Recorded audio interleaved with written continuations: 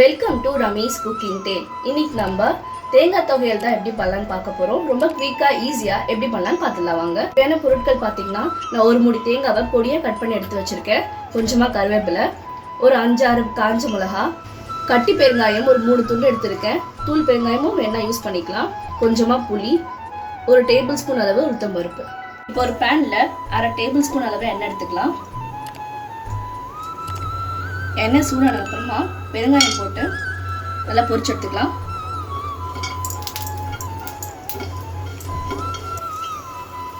பெருங்காயம் ஓரளவுக்கு பொரிஞ்ச உடனே உளுத்த பருப்பு சேர்த்துடலாம்.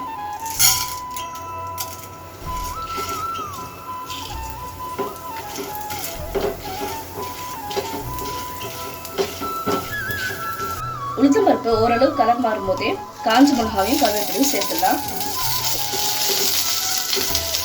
இது நல்ல கோல்டன் ப்ரௌன் ஆக வரைக்கும் வறுத்து எடுத்துக்கலாம். நல்ல கலர் மாறி இருக்கு. இது கூட புளி சேர்த்துடலாம்.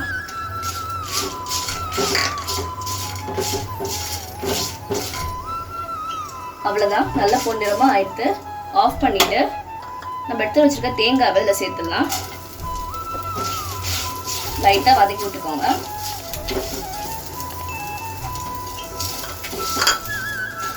இது நல்லா ஆறின அப்புறமா நம்ம அரைச்சி எடுத்துடலாம். இது நல்லா ஆறிட்டு ஜாரில் போட்டு அரைச்சிடலாம். கூட உப்பு தேவையான அளவு சேர்த்துடலாம். ஜலம் விடாம நல்லா கொரகொரப்பா அரைச்சி எடுத்துடலாம். இந்த அளவுக்கு நல்லா கொரகொரப்பா அரைச்சிட்டு கொஞ்சமா ஜலம் விட்டுடலாம்.